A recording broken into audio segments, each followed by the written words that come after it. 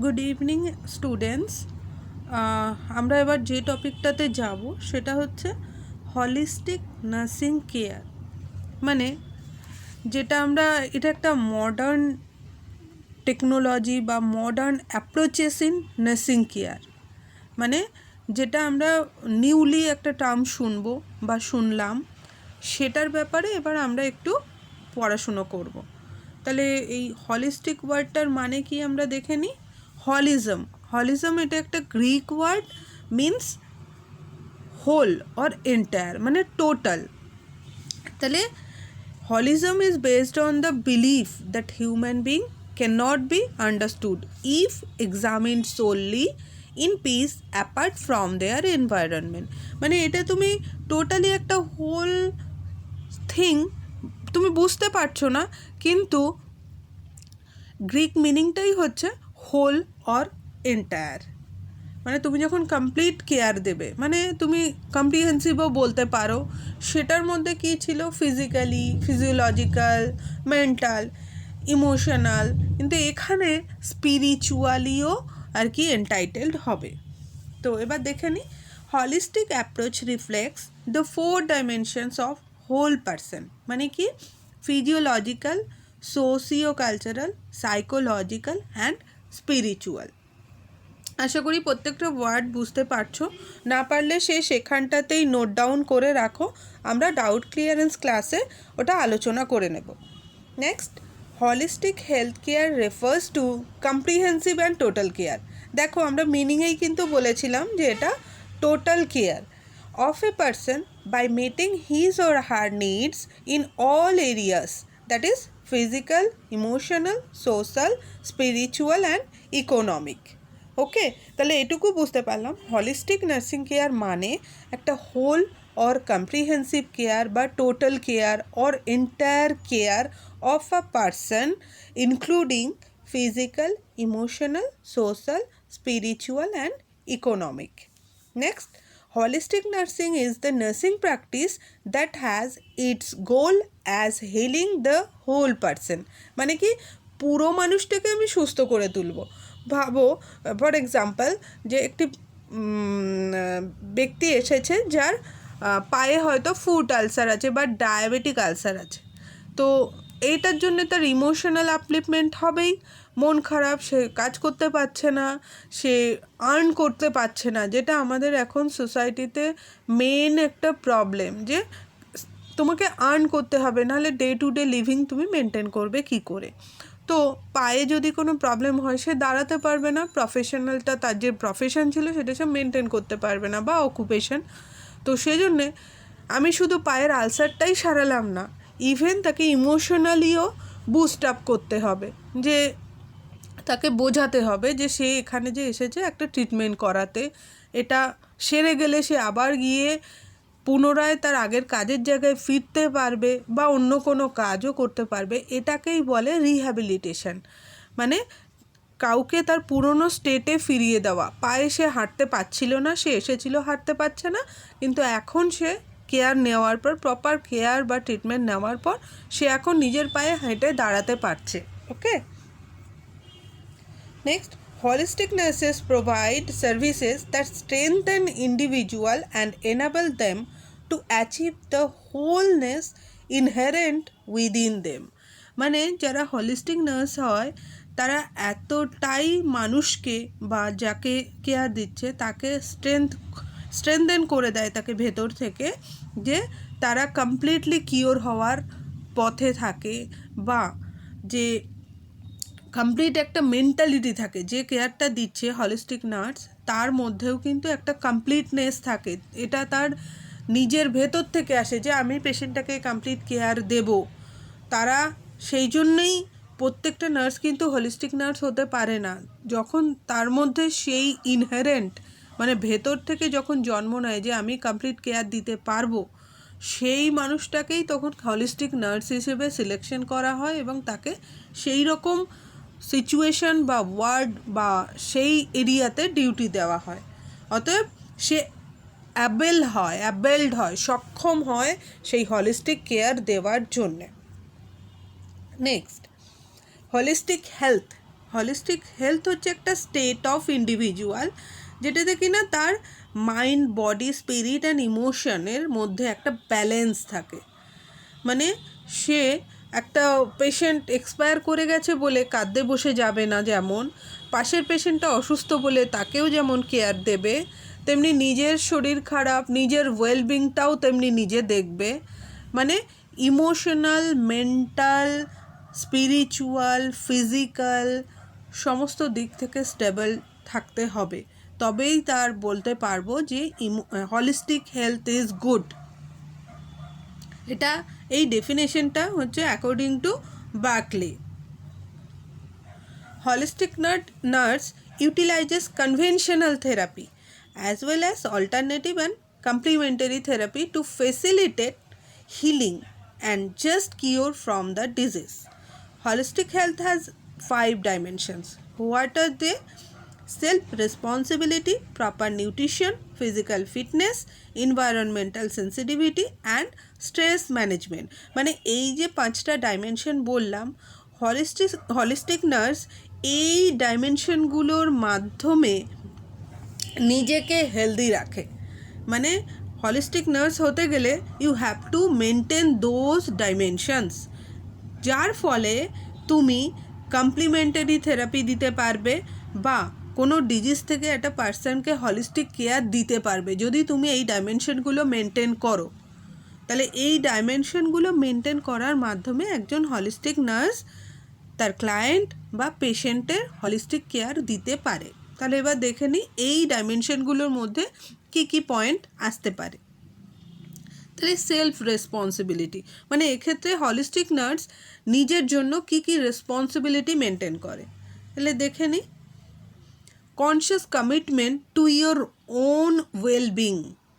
মানে কি, মানে নিজের ভালো মন্দ বোঝার যে ক্ষমতা, সে জানে ঠান্ডা লাগানো যাবে না, একটা নিশ্চয়ই সে 2 ঘন্টা ধরে একটা বাথ নেবে না, জানে যেটা নর্মালি করা হয় নিজের ভালো বোঝার জন্য, নিজের হাইজিন মেনটেন করার জন্য সে কিন্তু সেটা করবে, সেটার জন্য সে কমিটেড যে আমার ওয়েলবিং ঠিক রাখতে হবে। Next, avoidance of high risk behaviour. বুঝতেই পারছো কোনো রিস্ক বিহেভিয়ার সে শো করবে না বা অ্যাভয়েড করবে। তাহলে যে এটা করে সে কিন্তু আরেকজনকে দেখলে সে নিজেও বারণ করবে যে এই হাই রিস্ক বিহেভিয়ারটা করো না। Next, understanding of the limit of medicine. মানে ইচ্ছা মতো ওষুধ দেবে না, জানে সে পার ডে কতটা মেডিসিন খেলে পেশেন্টের জন্য হার্মফুল হবে না, এবং নিজেও জানে আমি কতটা মেডিসিন নিজের জন্য নিতে পারি। যদি দরকার হয় অবশ্যই মেডিসিন খেতে হবে, কিন্তু তার একটা লিমিট থাকবে, সেটাই হচ্ছে তার responsibility. Realisation that health is ভার্সলি more than not being sick. মানে হেলথটাই সব কিছু। হেলথ যদি ওয়েল থাকে তাহলে you can do your job very efficiently. An ability to practice self care and use the medical system effectively. মানে সে এতটাই অ্যাবেলড হবে, সক্ষম হবে যে নিজের যত্ন যেমন নিতে পারবে তেমনি মেডিকেল সিস্টেমটাকেও রান করাতে পারবে effectively. Adequate effort put to develop an internal focus of control. মানে এই যে নিজের মধ্যে যে একটা ইমোশনাল আপলিফমেন্ট, ইমোশনাল বায়াসনেস থাকে, সেটাকেও কিন্তু সে কন্ট্রোল করতে পারবে। 10টা পেশেন্ট মারা গেছে বলে বা ডিজিজড হয়েছে বলে সে কাঁদতে বসে যাবে না, তেমনি সেই ইমোশনটাকেই সে কন্ট্রোল করে আরও যে 10টা পেশেন্ট অসুস্থ আছে তাদের জন্য কিন্তু সে কেয়ার দিতে থাকবে। এই যে ইমোশনাল কন্ট্রোল, সেটা কিন্তু তার মধ্যে আছে। Willingness to allow others to find their own path. কেউ একজন এসে কোনো কমপ্লেন করলো বা প্রবলেম বললো, তখন কিন্তু সে তার ওয়ে আউটটা বার করে দিতে সক্ষম হবে, সেইটুকু ক্যাপাবিলিটি একজন হোলিস্টিক নার্সের মধ্যে থাকবে। Readiness to interpret setbacks as hidden opportunities. মানে যে যে অপরচুনিটিগুলো তার সামনে আসবে সে কিন্তু সেগুলোকে মানে ইন্টারপ্রিট করতে পারবে, কোন কাজটা কখন করা দরকার, কোনটা কখন সে মেনটেন করবে বা কখন কোন ইস্যুটা এসেছে সেটাকে ইন্টারপ্রিট করার ক্যাপাবিলিটি তার থাকবে। যেমন এক্সাম্পল ধরো যে ওয়ার্ডে সাডেনলি কেউ দুপুর 12টার সময় যদি কোনো ফল মানে ফুড ডিস্ট্রিবিউশন মাঝে মাঝেই হয়, তো সেটা দিতে এলো, তাহলে কি আমি নিশ্চয়ই তখন বলবো না যে এখন লাঞ্চ খাওয়ার টাইম, তাহলে লাঞ্চটা হয়ে যাক তারপর আপনি ফুড ডিস্ট্রিবিউশন করবেন। বা ফুড ডিস্ট্রিবিউশন যদি করাও হয়, ফ্রুট ডিস্ট্রিবিউশন যদি করাও হয়, তাহলে সেটা আফটার লাঞ্চ দে ক্যান ইট। ওকে, এই যে অপরচুনিটিগুলো যখন আসবে তখন সে যেন সেটাকে ইন্টারপ্রিট করতে পারে। Next, commitment to eradicate no win believes.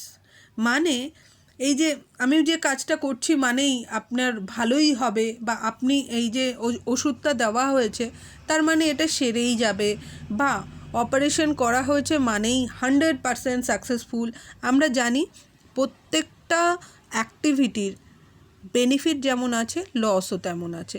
আমাদের কি দেখতে হয় যে আমার যেন ম্যাক্সিমাম বেনিফিট মিনিমাম লস হয়, সেটা আমাকে মাথায় রাখতে হবে। সেই জন্যে কখনোই আমরা এটা ক্লিয়ারলি বলতে পারি না যে এটা করা হলো মানেই আপনার এটা সেরে যাবে।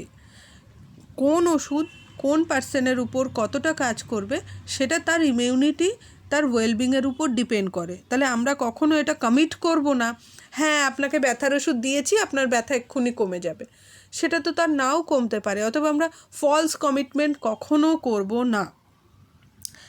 আর কি নেক্সট, নিউট্রিশনাল অ্যাওয়ারনেস বলতে মানে যে হলিস্টিক নার্স সে সবসময় ব্যালেন্স ডায়েট নেবে, তার মধ্যে কি পড়ে food, fruits, vegetable etcetera.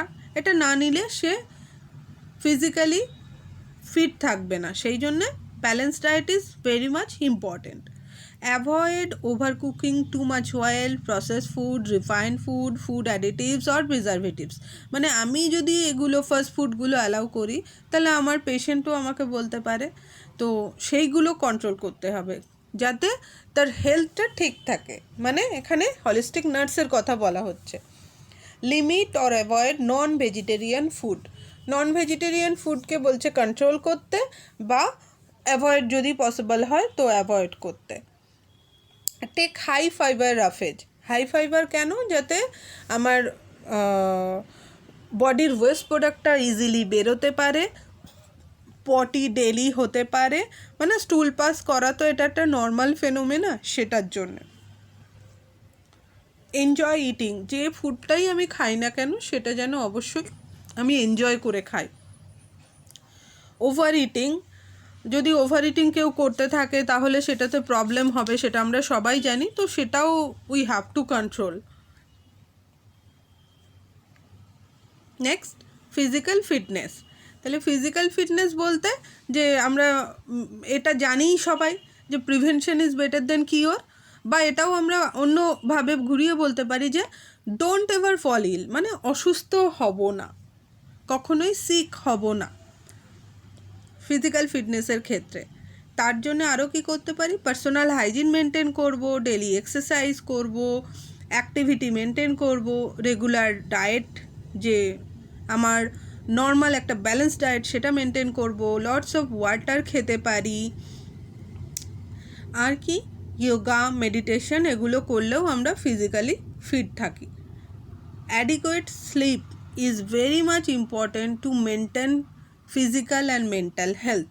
Okay, prevention of fatigue or overwork, মানে আমি যদি যে মানুষটা সপ্তাহে আমাদের উইকলি 8 hours অ্যান্ড ওই 8 to 9 hours we can work for a day, সেটা না করে যদি কেউ 12 ঘন্টা 24 ঘন্টা ডেলি কাজ করতে থাকে তাহলে সে ফিজিক্যালি উইক হয়ে পড়বে, ফেটিক হয়ে যাবে, যে কাজটা তার করার কথা ছিল সেটা ঠিক করে সে করতে পারবে না, মানে প্রবলেম হবে, বা সে কাজটা যতটা কোয়ালিটি দিয়ে করতে পারতো সেটা কিন্তু করতে পারবে না। সেজন্যই ফেটিক হওয়া চলবে না, আমার যেটুকু কাজ ডিউটি আওয়ার্স সেইটুকু করব এবং অ্যাডিকুয়েট রেস্ট নেব। ওকে,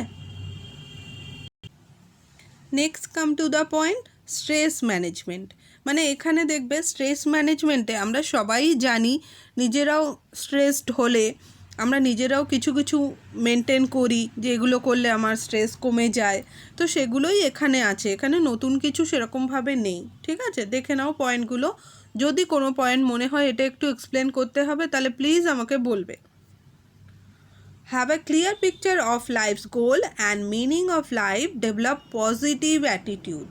মানে আমি যে এই যে অনেকেই হয়তো ভাবছো যে এত পড়া পারবো কি না, বা নার্সিং পড়ে নার্সিংয়ের ফিউচার কী, বা আদৌ আমরা 3 বছর পর সার্ভিস পাবো কি না, এই যে মনের মধ্যে যদি একটা তুমি কন্টিনিউ একটা স্ট্রেস বাড়তে দাও, তাহলে কিন্তু তুমি কখনোই স্টেবলভাবে সাবজেক্টের মধ্যে ঢুকতে পারবে না। সেই জন্য বলা হচ্ছে তুমি তোমার লাইফের গোল সেট করে নাও। যদি মনে করো নার্সিং করবো না, you can quit any time. তবে আমি বলবো টাইম নষ্ট না করে আর্লি ডিসিশন নেবে।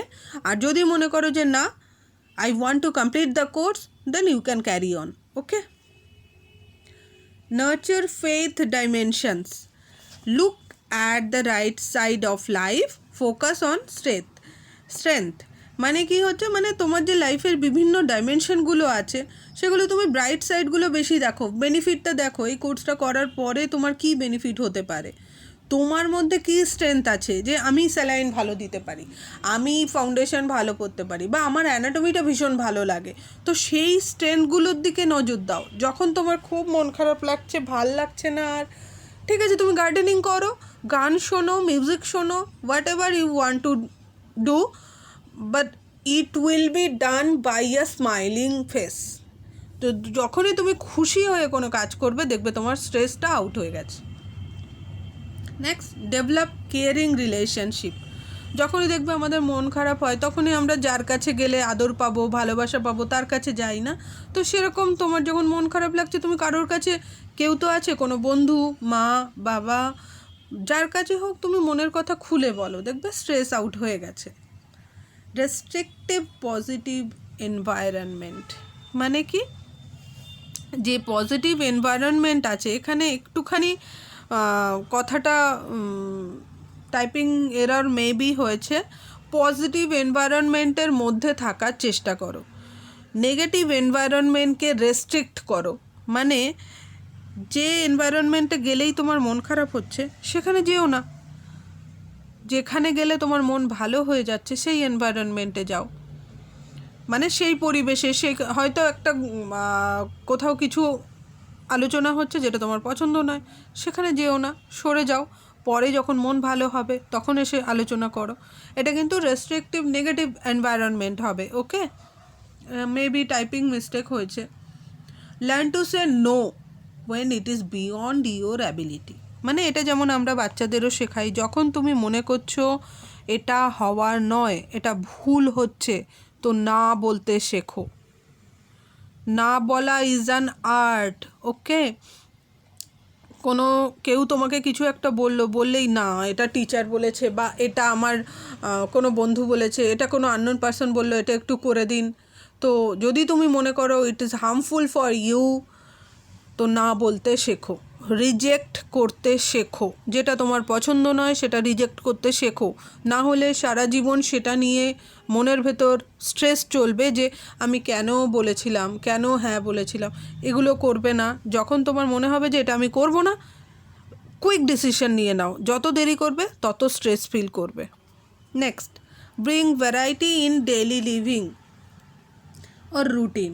তুমি আজ মনে করলে আজকে আমি একটু, এই সপ্তাহে আমি একটু গার্ডেনিং করব, নেক্সট উইকে আমি কাউকে একটু পাড়ার দুটো বাচ্চাকে আমি ফ্রিতে পড়াতে চাই। এরকম তোমার কাজের মধ্যে ভ্যারাইটি আনো। নেক্সট উইকে ভাবলে যে না, আমি ব্যালকনিতে দুটো নতুন ফুল গাছ লাগাবো, এরকম। বা আজকে আমি পেপার কাটিং করে কোনো একটা ডিজাইন বানাবো, কিছু একটা নতুন নতুন করো, স্ট্রেসড আউট হয়ে যাবে। Adequate sleep, rest, exercise, diet, এটা আর এক্সপ্লেন করলাম না। Relax, have a vacation. আমরা মাঝে মাঝে ঘুরতে যাই কেন? স্ট্রেসটাকে বাস্ট আউট করার জন্যে। Be cheerful, love, smile and have a sense of humour. Do hard thing first. যেটা কঠিন জিনিস সেটা আগে পড়ো, আগে সে কাজটা করে নাও।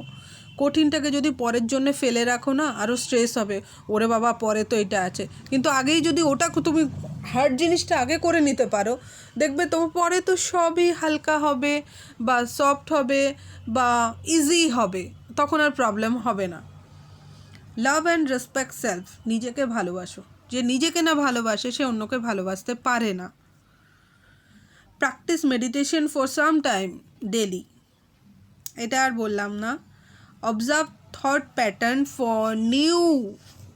ফর ওটা ফিউ মিনিটস ডেলি, মানে এই যে নিজে আজকে সারাদিন আমি কি করলাম, কি ভালো কাজ করেছি, কি মন্দ কাজ করেছি, বা যে কাজটা আমি নেক্সট দিন আর করতে চাই না, এই কাজটা আমি অন্যায় করে ফেলেছি, নেক্সট ডে থেকে আমি আর এটা করব না, তো সেটা নিজেকে একটু টাইম দাও, নিজেকে নিয়ে ভাবো যে নিজের আজকে কোথায় ফল্ট হয়েছে, কোন জায়গাটাকে আমি নিজেকে কারেকশন করতে পারি, সেটা নিয়েও নিজে একটু ভাবনা চিন্তা করতে পারো।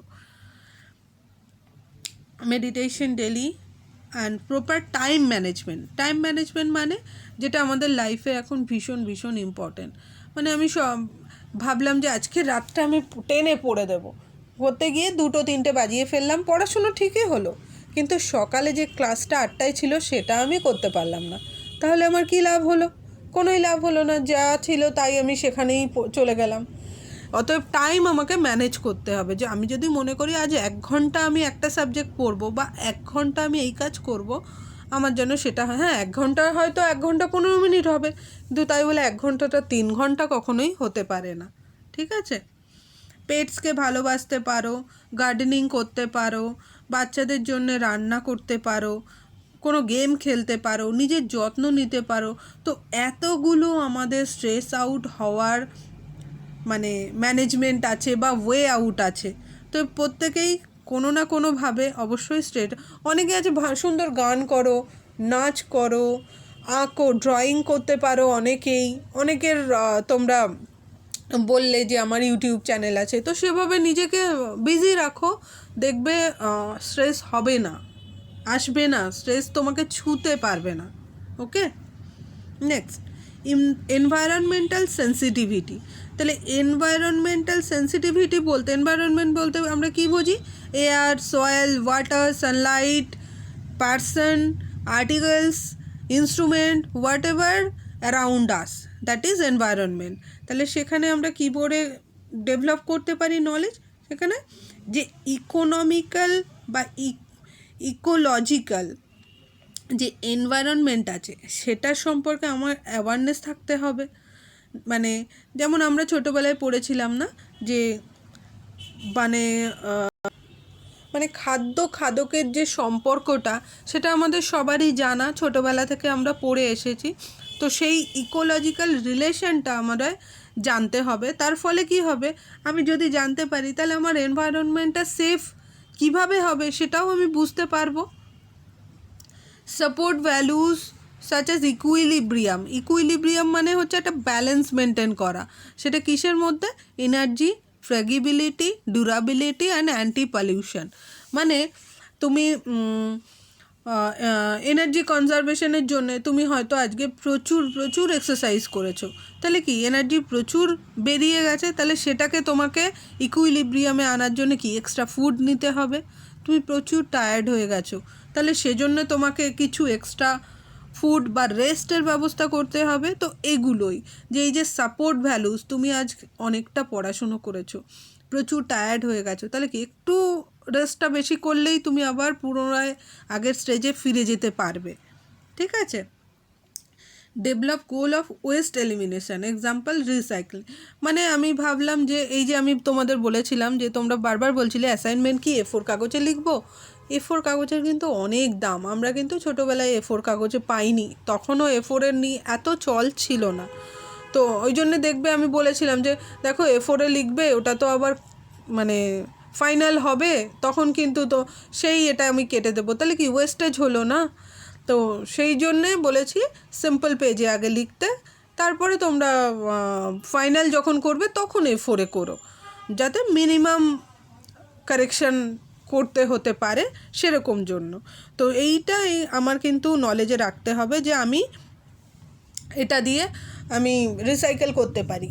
আমি যদি ওয়ার্ডের এক্সাম্পল দিই, যেমন ধরো অনেক সময় হয় যে এই যে স্যালাইনের বোতলগুলো, কাঁচের যে বোতল, আমরা কিন্তু সেগুলো ইউজ করি কিসের জন্য? ওর ভেতর কোনো সলিউশন রাখার জন্যে, তারপর লিফটার রাখার জন্য, ইনস্ট্রুমেন্ট রাখার জন্য।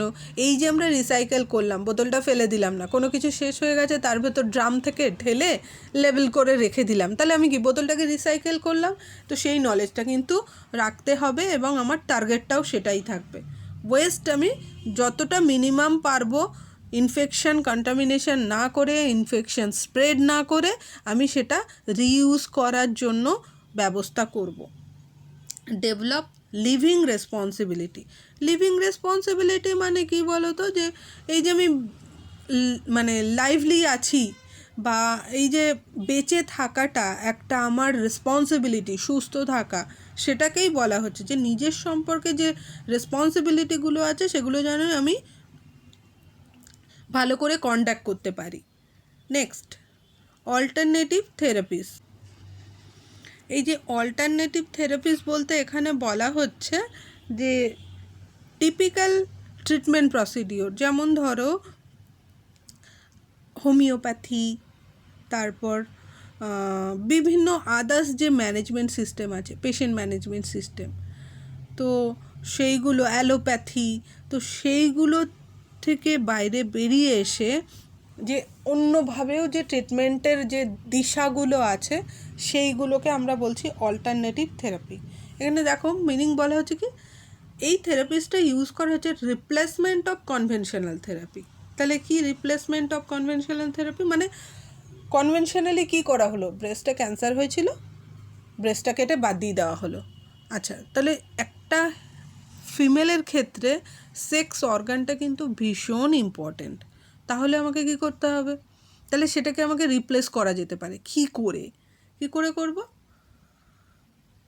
হোমিওপ্যাথি মেডিসিন দিয়ে স্টার্ট করা যেতে পারে, বা অঙ্কোলজি ডিপার্টমেন্টে প্লাস্টিক সার্জারির মাধ্যমে তাকে অন্য জায়গা থেকে ইমপ্ল্যান্ট করা যেতে পারে ব্রেস্ট, সেভাবে অল্টারনেটিভ থেরাপি দেয়া যেতে পারে। কমপ্লিমেন্টারি, এগুলো কি, three piece used in addition with conventional therapy. এই দুটোর ডিফারেন্স একটু বোঝার চেষ্টা করবে। অল্টারনেটিভ মানে কেউ চাইছে না হোমিওপ্যাথি করতে, কেউ চাইছে না অ্যালোপ্যাথি ট্রিটমেন্ট করতে। কোনো পেশেন্ট আছে বলে না যে না আমি অপারেশন করাবো না, তাহলে তার জায়গায় কি করা যেতে পারে সেটা আমাকে বলুন। তাহলে সেক্ষেত্রে ঠিক আছে, আপনি অপারেশন করাবেন না, তাহলে এই ট্রিটমেন্টগুলো করান, এই ওষুধ খান। আবার কেউ বলছে না আমি এটা করাবো প্লাস আরও কিছু, সেটা কি? তাহলে এখানে দেখো এই যে কমপ্লিমেন্টারি থেরাপিসে ওই জন্যই বলা হচ্ছে in addition with conventional therapy. তাহলে কনভেনশনাল থেরাপি আমি কি করলাম, ম্যাস্টেকটমি মানে ব্রেস্টটা কেটে বাদ দেওয়া হলো ক্যান্সারের ক্ষেত্রে। এছাড়াও আর কি করা হলো, যোগা মানে ব্যায়াম, যোগব্যায়াম, গাইডেড ইমাজারি বা রিপ্লেসমেন্ট থেরাপি, এইগুলো করা হলো, ওটা করা হচ্ছে প্লাস এর সাথে এগুলোও করা হচ্ছে। তাহলে alternative and complementary therapies are non invasive and natural and simple. তাহলে দেখো কমপ্লিমেন্টারি থেরাপি, অল্টারনেটিভ থেরাপি, এটা কিন্তু সেরকম ইনভেসিভ নয়। ইনভেসিভ মানে শরীরের ভেতর ঢুকিয়ে দিয়ে কিছু করা হচ্ছে না, কাটা ছেঁড়া করা হচ্ছে না, আর কি এটা খুবই সিম্পল অ্যান্ড ন্যাচারাল, প্রাকৃতিক উপায়ে করা হচ্ছে। কারণ কাউকে আমি যোগব্যায়াম শেখাবো, সেটাও হোমিওপ্যাথি মেডিসিন খাবে, সেটাও, মানে মোটামুটি সিম্পল একটা প্রসিডিওর। বিভিন্ন ওয়ে আউট আছে, আমরা যত পড়বো আরও জানতে পারবো। Mind body self regulatory three piece, তার মধ্যে কী কী পড়তে পারে তাহলে এই প্রসেসের মধ্যে? অল্টারনেটিভে মেডিটেশন, রিল্যাক্সেশন, বায়োফিডব্যাক, ইমাজারি মানে ইমাজিনেশনের মাধ্যমে, হিপনোসিস তোমরা মোটামুটি জানো, art, music, dance, humour three piece. তোমরা যখন সাইকিয়াট্রি ইয়েতে যাবে, ইউনিটগুলোতে দেখবে, এটা হয়তো সেকেন্ড ইয়ারে যাবে তোমরা, তখন দেখবে পেশেন্টদের দিয়ে গান, আঁকার কাজ বা কোনো ছোটোখাটো কাজ করিয়ে নেওয়া হয়, তাদেরকে ডাইভার্ট করা হয়, হাতের কাজ করানো হয়, ঠিক আছে, এটাই তাদের থেরাপি। পেট থেরাপিস্ট, যার যেটা ভালো লাগে সেই পেটটা তার কাছে দেওয়া, যাতে তাকে ডাইভার্টেড রাখা যায়। কগনিটিভ থেরাপি, তো এগুলো ছোট ছোট থেরাপি। এক্ষেত্রে কি হয় যে কগনিশন বাড়ানোর চেষ্টা করা হয়। কি করে? কগনিশনের মধ্যে পড়ে ইনসাইট, অ্যাওয়ারনেস, সেলফ ডিসকভারি। যেটা চুপ করে হয়তো বসেই ছিল, বলতো আমি কিছু পারবই না, কিন্তু তাকে কিছু দাও, দিয়ে বলো আপনি এটা করুন তো। তো দেখলে আস্তে আস্তে সে একটা পাখি বানালো পেপার দিয়ে। তাহলে কি তার মধ্যে যে এই যে কগনিটিভ ব্যাপারটা তুমি জাগ্রত করলে, মানে জাগিয়ে তুললে যে না আপনি তো এটা পারেন ভালো, আপনি তাহলে একটু পেপার ওয়ার্ক করুন, সেগুলো আমরা সবাইকে দেখাবো যে আপনি এত ভালো কাজ করেছেন। এই যে তার মধ্যে একটা অ্যাওয়ারনেস তৈরি করে দিলে যে না তার দ্বারাও এটা কাজটা করা সম্ভব, সেটাকে বলা হচ্ছে কগনিটিভ থেরাপি। এটা তোমরা আরও বেশি জানতে পারবে সাইকোলজিতে। ওকে, নেক্সট ম্যানিপুলেশন থেরাপি। সেখানে কি করা হচ্ছে? মুভমেন্ট অ্যান্ড এক্সারসাইজ, মানে মুভমেন্ট করা, ফিজিক্যাল মুভমেন্ট, এক্সারসাইজ, যোগা মানে যোগব্যায়াম, টাইচি। এটা একটা হচ্ছে মানে কমপ্লিমেন্টারি সিস্টেম বা কমপ্লিমেন্টারি মেথড অফ ট্রিটমেন্ট। এটা মানে ইয়েরা করে, চাইনিজরাই বেশি করে। কাইরোপ্র্যাকটিস বা চিরোপ্র্যাকটিস, যে যেমনভাবে উচ্চারণ করো। Restore and maintain health by properly aligning the spine using a variety of adjustment of manipulation technique. এটা একটা ধরনের প্র্যাকটিস। ওই যে ইয়েগুলো দেখবে তোমরা, একটু ভিডিও দেখে নিও, তাহলেই বুঝতে পারবে। Breathing exercise. Next energetic touch or manual touch. কি হতে পারে? Therapeutic touch. অনেক সময় দেখবে বলে না সিস্টার আসলো, গায়ে হাতও দিল না, চলে গেল, কিন্তু তুমি যদি তাকে একটু জাস্ট হাতটা ধরে বলো আপনি কেমন আছেন, তাতে দেখবে পেশেন্টের অনেকটা হিলিং হয়ে যায়, তার অনেক স্ট্রেস আউট হয়ে যায়। যে না, এই যেমন সিম্পল কোভিডেই আমরা গিয়ে যখন পেশেন্টের হাত ধরতাম, তাকে বলতাম কেমন আছেন, ভালো আছেন, একটু মাথায় হাত বোলাও না, কিচ্ছু হবে না, কিন্তু পেশেন্টটার এই যে ইমোশনাল আপলিফমেন্ট হবে সেটা তুমি কোথাও খুঁজে পাবে না। ওকে, থেরাপিউটিক ম্যাসাজ, সেম জিনিস, হিলিং টাচ। এই টাচেরই বিভিন্ন ধরনের নাম। রিফ্লেক্সোলজি, আচ্ছা, আকুপ্রেশার। নেক্সট রিফ্লেক্সোলজিটা একটু বলে দিই। রিফ্লেক্সোলজি মানে হচ্ছে আঙুল বিভিন্ন ফিঙ্গার দিয়ে প্রেশার পয়েন্টে প্রেশার দিয়ে, সেটা সোল হোক বা ফুট হোক, ফুটের যে সোলে প্রেশার ক্রিয়েট করে আর কি ম্যানেজমেন্ট বা ট্রিটমেন্ট দেওয়া হয়, সেটাই হচ্ছে রিফ্লেক্সোলজি। অ্যান্ড আকুপ্রেশার কি তোমরা জানো যে বডির কোনো পার্ট আঙুলের সাহায্যে, বিভিন্ন ফিঙ্গারের সাহায্যে ইমপ্রুভ করা হয়, যে প্রেশার দিয়ে সেখানে এনার্জি প্রোভাইড করার চেষ্টা করা হয়, that is acupressure. Next spiritual three piece মানে ফেথ হিলিং, মানে যে পার্সন যাকে বিশ্বাস করে তাকে দিয়ে কিছু নলেজ শেয়ার করানো, যে যাকে অ্যাডমায়ার করে, যে আমি জানি উনি যদি আমাকে ইঞ্জেকশনটা দেন আমি ভালো হয়ে যাব, এই যে একটা বিশ্বাস যে আমার ওই সিস্টারকেই চাই, ওই সিস্টার যদি আমাকে দেখাশুনো করে আমি ভালো হয়ে যাব। তো সেরকম ব্যাপার, মানে যাকে দিয়ে মনে হচ্ছে পেশেন্ট চাইছে যে আমার আজকে বাবাকে দেখতে ইচ্ছা হয়েছে, প্লিজ আমার বাবাকে বাড়ি থেকে এনে দিন, তো বাবাকে এনে দিন, দেখুন ইমোশনালি কতটা বুস্ট আপ করে যাবে। হিলিং প্রেয়ার, কারোর হয়তো সন্ধেবেলা করে কোনো গান, ভগবানের গান, বা কেউ মানে অ্যাকর্ডিং টু রিলিজিয়ান ভ্যারি করে, যে যার আরাধ্য দেবতাকে প্রেয়ার করতেই পারে, তো সেই জায়গাটা তোকে যদি তাকে দেওয়া হয় দেখবে তার অনেক ইমোশনাল আপলিফমেন্ট হবে। নেক্সট নিউট্রিশনাল থেরাপিস্ট, খাবার দাবারে তো জানোই খেলে আমাদের মুড ভালো থাকে, তো পেশেন্টকেও ব্যালেন্স ডায়েট দিতে হবে, এবং যদি সে খাবারটা টলারেট করতে পারে, যদি সম্ভব হয় বাড়ির খাবার, তাহলে সেটাও তাকে দেওয়া যেতে পারে, কিন্তু পারমিশন নিয়ে। অ্যান্টিঅক্সিডেন্ট অ্যান্ড ফ্রি র্যাডিক্যালস, এইভাবে তো আর খাবার পাওয়া যায় না, তাহলে বিভিন্ন যে খাবারের মধ্যে দিয়ে আমি অ্যান্টিঅক্সিডেন্ট দিতে পারবো বা ওষুধ, সেটা আমাকে কিন্তু প্রোভাইড করতে হবে যদি পেশেন্টের দরকার থাকে। এছাড়া মাইক্রোবায়োটিক ডায়েট, সেটা কি? এটা হচ্ছে ডায়েট যেটা কিনা আর কি শরীরের যে নেগেটিভ ইফেক্ট অফ হেলথ সেটাকে দূর করে দেয়, দিয়ে পজিটিভ হেলথের মধ্যে একটা ব্যালেন্স ক্রিয়েট করে। মানে যে খাবার খেলে শরীর খারাপ হবে সেটাকে না দিয়ে আমি যদি ব্যালেন্স ডায়েট দিই, তাহলে পজিটিভ অ্যান্ড নেগেটিভ হেলথের মধ্যে একটা ব্যালেন্স মেনটেন হবে, সেটাকেই বলা হচ্ছে মাইক্রোবায়োটিক ডায়েট। এমন ডায়েট যেটা খেলে পেশেন্টের কোনো ক্ষতি হবে না কিন্তু হেলথও মেনটেন করবে, সেটাকেই বলা হচ্ছে মাইক্রোবায়োটিক ডায়েট। এছাড়া আদার সিস্টেম কী কী আছে? আয়ুর্বেদা মানে আয়ুর্বেদ, হোমিওপ্যাথি, ন্যাচুরোপ্যাথি মানে ন্যাচারালি যে মেডিসিন ইউজ করা হচ্ছে যা আমাদের এনভায়রনমেন্টে পাওয়া যায় সেগুলো, হার্বাল মেডিসিন,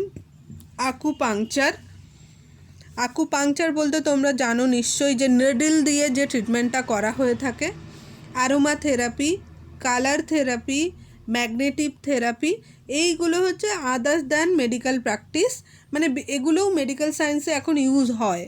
তো এগুলোর এক একটা হসপিটালে এক এক রকমভাবে ইউজ হয়, তুমি সমস্ত হসপিটালে এই ট্রিটমেন্ট দেখতে পাবে না। এগুলোর জন্যে আমরা পড়েছিলাম না অবজেক্টিভ ওয়াইজ হসপিটাল ডিফারেন্সিয়েট করা আছে, তো সেই স্পেসিফিক ওয়ার্ডে বা স্পেসিফিক হসপিটালে তুমি এই ট্রিটমেন্ট ফেসিলিটিগুলো দেখতে পাবে। তাহলে মোটামুটি আমরা হসপিটাল সাইটে কী কী ট্রিটমেন্ট পাওয়া যেতে পারে বা বিভিন্ন ধরনের যে টেকনিকগুলো আছে যার মাধ্যমে একজন হলিস্টিক নার্স এই সমস্ত টেকনিকগুলো জানতে পারে, পেশেন্ট কেয়ার দিতে পারে, পেশেন্টের কোয়ালিটি লাইফটাকে আরও আপলিফ্ট করতে পারে, সেটা আমরা জানলাম। এবার ওকে, থ্যাংক ইউ।